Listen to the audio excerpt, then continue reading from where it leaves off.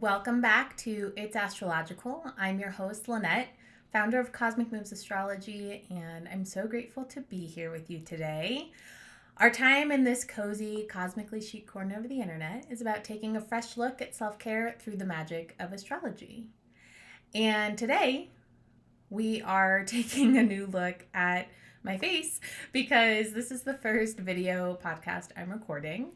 I really wanted to be able to show you a chart, and I'm a little nervous because this is the first time I'm doing this, but I hope that whether you're listening to this with your ears and not with the video, or you are watching this on YouTube, that you'll find it valuable.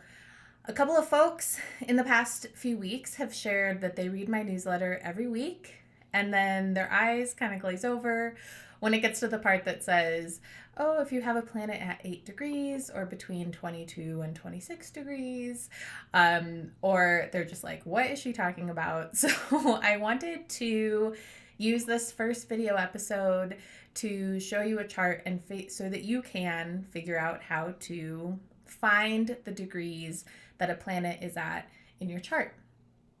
In order to be able to use astrology to do self-care and to understand yourself, the more you know, the deeper you'll be able to go and the more you'll understand. So there are multiple layers to this astrological journey, including just really mastering the basics. It can be starting with your sun, moon, and rising, and then what houses they're in, and then maybe if they have any connections to other planets. And my goal is to still make this all digestible, and for this talk about degrees in your chart to just be really another introductory step to you learning how to live your chart, how to love your chart. And if that's not where you are right now, understanding the degrees and what those numbers mean in your chart, that's okay too. Your chart will unfold at the exact time that you're ready. So this episode will be waiting for you when that time comes. And here we go. So I want you to close your eyes and take a deep breath with me. Only close your eyes if you're not driving, please. And go back to your middle school math classroom. Are you there? In your mind's eye, can you feel the desk under your hands? Do you see a teacher at the front of the room? Okay, now I want you to take a close look at the board and remember the first time you learned about the geometry of circles. Maybe there's a circle on the board. It's talking about 360 degrees. It's talking about a radius. All of that lovely geometry that we first started learning when we were younger. We're going to start here. Okay, take another deep breath and come back to the present moment. Welcome back.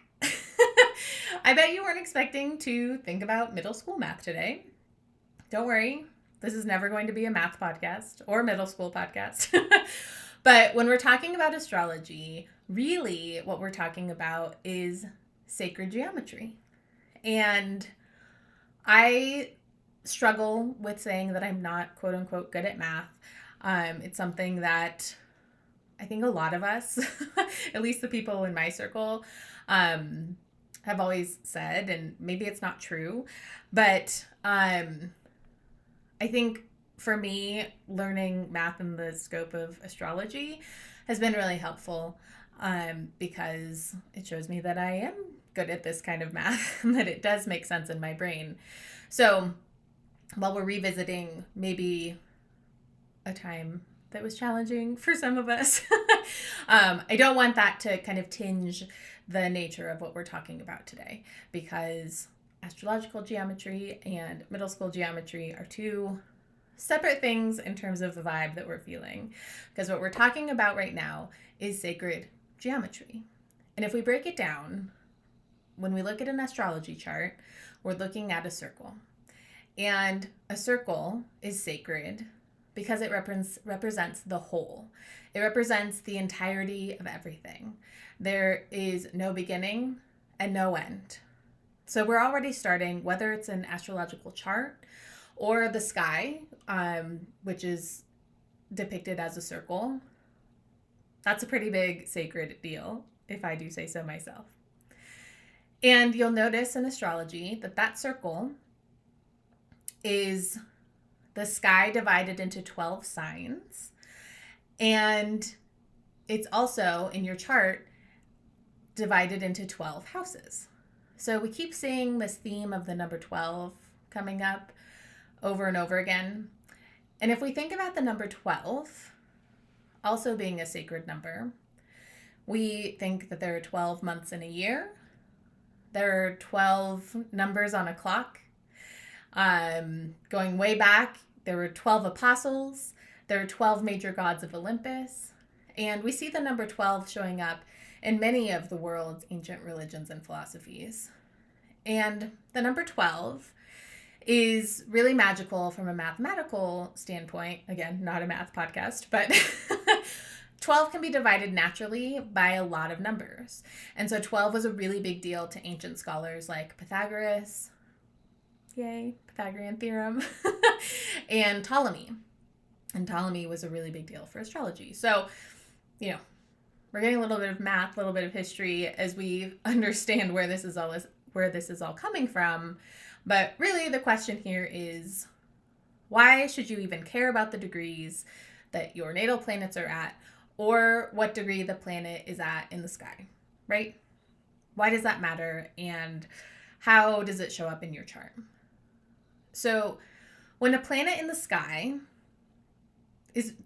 the planets in the sky are always moving, and when it comes up to the same degree or close to the same degree as one of your natal planets, that means that they're having a conversation with each other. They're exchanging energy. And when you know that this is happening, that means that you can anticipate and flow with that energy. We call these conversations aspects in astrology, and really they're just representing geometrical angles. So if we're talking about the different angles, for example, a 60 degree angle is called a sextile. And we could view that as actually 60 degrees away from each other in the geometrical sense. In an astrological sense, we can talk about that as being 2 houses away from each other. And a sextile is usually a positive aspect, and it's giving you an opportunity to put in some effort and get a good result. If we stretch that out to 90 degrees, so an L shape, then we're talking about an aspect or a conversation called a square. This is a more challenging aspect that will ultimately move you forward. It's like when you're sitting down and your knees are bent, and you use that angle to help you stand up, to push you forward. So it may not always feel like everyone's favorite aspect, because there is some element of friction involved here, but the end result is always growth. So that's always the positive side of a square. And that will be 3 houses from each other in an astrological chart. 120 degrees is called a trine, and that's going to be 4 houses away from each other. And a trine is a harmonious and flowing aspect. Everyone loves a trine until it becomes too much of a good thing or things become too easy. And then when planets are completely opposite each other, that's 180 degrees, so half a circle, and that's 6 houses away from each other in an astrological chart. That's called an opposition, because they're opposite each other. And that energy is just what it sounds like. The energy may feel pulled in 2 different directions, but ultimately the goal is to somehow integrate both of those energies. Now, there are also aspects outside of these main astrological aspects. My mentor, Rick Levine, is at the forefront of really understanding these and doing research on these. They have different names. I prefer to call them quantum aspects or metaphysical aspects. And those are things where you're dividing the circle maybe by 5 or by 7. And Those are called quintile and subtile aspects. And there's so many different directions you can go in terms of splitting your chart and talking about the different ways that the planets are talking to each other. But I just want you to have an idea of the different layers and the depth that you can get to, and the depth that you don't have to get to. It's not necessary for you in order to understand your chart to go to this level. But information is power, and it's good for you to have an idea, so that you don't necessarily go down the rabbit hole, but so you know what's ahead of you if you choose to go in that direction. So, great. We have different aspects. They're geometric angles. The beauty of this is that when you know that a planet in the sky is going to come around either to the same place in the sky as your natal planet. So that would be like every year the sun comes back to the same place in the sky it was when you were born. We call that a birthday. It's also in astrology known as a solar return. So when those two planets, that planet is in the same place in the sky as it was when you were born, that's a conjunction. So it's not really an angle because they're in the same place. But it's also an important fusion of those energies because they are literally right on top of each other. And anytime those planets are coming together in any of those locations, so even if it's at 5 degrees in one sign and 5 degrees in another, those planets are going to be engaging with each other and talking to each other and lighting up those parts of your chart. That's why this matters. It really means that there's a spotlight shining on those, and those themes and those energies are jumping back into your life. So how we can work with this is that it may be one of those harmonious aspects that we are eager to take advantage of and be ready for and dive right in. Or maybe it's one of those more challenging aspects and you'll want to really understand the nature of the energy and what planets are involved so that you can be ready to put in the work. There are no good or bad aspects, good or bad planets, good or bad anything in astrology, but understanding the degrees is the first step to understanding the aspects. And the more that you understand, it just helps you to ride the waves and to know that they're coming and to really not be blindsided by anything. So let's use the current chart for the time that I'm recording this.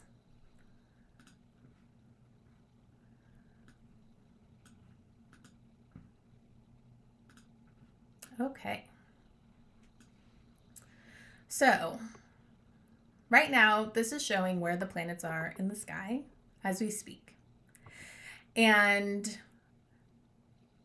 every astrology chart is broken up into those 12 houses. It's like the 12 little pie slices. And depending on the house system you or your app use, there are different ways to slice up this circle. Your houses may be the same size as each other. They may be equal. Some of them may be bigger or smaller than each other. It doesn't really matter for this exercise, so don't worry about that. What we're looking at right now is the actual placement of your planets. And when we're looking at the houses, again, there are these little pie slices in your chart. Each one represents a different area of your life. So when we're first learning astrology, we learn the planets are the energy itself. The sign that the planet is in are the way that that energy is expressing itself. And then we add the layer of the houses, which is the area of life that that energy will express itself in. So that's kind of a basic cookbook of how to start learning your chart. And then we can add in the layer of the conversations that the planets are having with each other. These are all these lines that you see in the middle that are crisscrossing each other. We talked about what these are just a minute ago. The conjunction, the square, the opposition, the trine, and the sextile. But for now, we'll just focus on getting the lay of the land so that you can find the degrees in your chart. Just knowing that planets are meeting up at the same degree means that they're having a conversation. So each Sunday when I send my newsletter and I talk about this, and I say, if you have planets in this sign or at these degrees, that's all this means. And it's just an indication to you of knowing that that area of your life is going to probably come up that week, or you're going to feel the energy shift either with that planet in your chart or in that house in your chart. So knowing what house the planet is in will also tell you what area of life to look at. I do have a free guide if you're still learning the houses and what they mean. It's the ultimate guide to the houses. It helps you demystify all of those meanings and what that means in your chart. So you can download that for free at cosmicmoves.com/houses. Now, let's go back to the classroom. We're going to do a little bit of math for a second. So if we're looking at a chart, each planet has a number next to it. And again, if you're looking at this on video, I'm circling that number. If you're listening to this, the number just looks like whatever the number is. And then with a little circle to the top right of it. And then there's another number that's smaller and it has what looks like an apostrophe next to it. So that is the degree and the minute of where that planet is. In astrology, each house or sign will contain 30 degrees because we have 12 houses and signs and 30 degrees each. 12 times 30 is 360. So that all adds up to make up the full circle of your chart.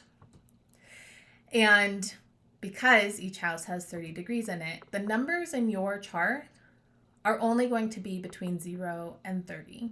Well, 29 is the end.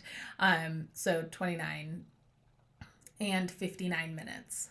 So when you're looking at your chart, you'll see, for example, in this one, the sun is at 14 degrees and 29 minutes of Scorpio right now. The moon is at 26 degrees and 20 minutes of Aries right now. And of course, you'll also need to be able to recognize the planetary glyphs, but that's something you can easily just look up on the internet. I know half of learning astrology is just kind of cookbooking your way through it until you've practiced enough so that you actually know what the symbols are, what the signs for the symbols are, and it comes over time. So don't stress out. The internet is your friend in this journey, and you'll get it. I promise. Just keep practicing. And if you don't get it, the internet is always going to be there for you. And I'm always going to be here for you. So you can read your chart. Even if you don't have everything memorized, you don't need to. That's okay. Okay. So we have 30 degrees per house, 12 houses, 360 degrees. So that means when a planet is going around the sky, it covers 30 degrees of the circle of the sky each time it goes through a full sign. So we can kind of tell how quickly a planet is moving by how quickly it goes through a sign. The sun goes through a sign about one sign every 30 days. So that's why we have about a month for the sun being in each sun sign. And then it adds up to a whole year, which is someone's birthday. So some of the planets move more quickly, like Mercury, Venus, and Mars. Some of them move more slowly, like Jupiter, Saturn, and the outer planets.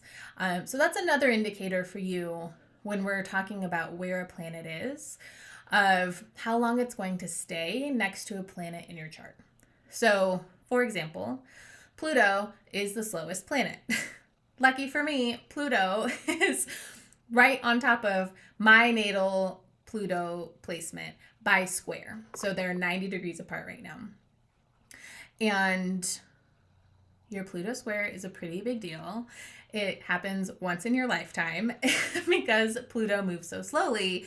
It's an energy that I have been working with for about a year now and will continue to be working with for about another 6 months. So it's just good to have an idea of how quickly the planets are moving through each of the signs, because it lets you know how long that energy is going to be around. If we're talking about Mercury, at its fastest, Mercury can move several degrees in a day. So those Mercury transits happen pretty quickly. And then you know that even if you're having a challenging Mercury transit, you know it's going to be over pretty quickly. So again, when we're looking at these numbers, whether you're following along on YouTube or just listening, what really matters is the bigger number in size. So we have the bigger number is the one with the degree sign next to it, the little circle. And the closer that a planet in the sky is to the same degree and minute as your natal planet, the stronger the energy is going to be. So as a planet, for example, is coming up on this 14 degree, 29 minute sun in Scorpio, which is where the sun is right now, we're going to feel that energy building up as it moves through 6, 7, 8, 9, 10, 11, 12, 13 degrees Scorpio. And then it'll match and meet in the same place in the sky at 14 degrees and 29 minutes Scorpio. And then as it keeps moving off to 15, 16, 17, 18 degrees of Scorpio, that energy is going to wane. It's not going to have as much of an effect. So that's why when we talk about the range of degrees, we may have in a given week, one of these inner planets, Mercury, Venus, and Mars, moving pretty quickly. And if you have planets in the scope of the piece of sky that planet's going to cover that week, you'll feel all of those lit up by that energy or that conversation that those two planets are having. So with that, I hope that helps you understand a little bit better about what the degrees are and why they're important for you to really start to understand and work with your chart. If you do want to know where the planets are in the sky each week, I share that breakdown of which degrees and signs to pay attention to in my newsletter, The Constellation. This is a great way to practice looking at your chart and working with your chart and noticing where the planets in the sky are connecting with your planets. You can sign up for The Constellation at cosmicmoves.com/constellation for these micro astrology forecasts for the week ahead. Plus, every month I do a choose your own card, and you can see what the energy is going to be for the week ahead. Plus, of course, always exclusive news about new offerings, which, hint, hint, there are a lot coming down. So please sign up. I'd love to have you. I'd love to bring a little bit of astrology to your inbox every week. If you liked this episode, if you learned something from this episode, please share it with your friends. Please give it 5 stars, write a review, give it a thumbs up on YouTube, whatever you do to support your favorite creators, if I'm one of them. And please message me if you have any questions. I'd love to share more information like this with you. And my goal is really just to empower you to be able to connect with your own chart, to live it and to love it. And so if there's any way that you think would be helpful for me to do that, please let me know, and I would love to provide that for you. And wherever you are, here's wishing you a stellar day, and take care. Bye.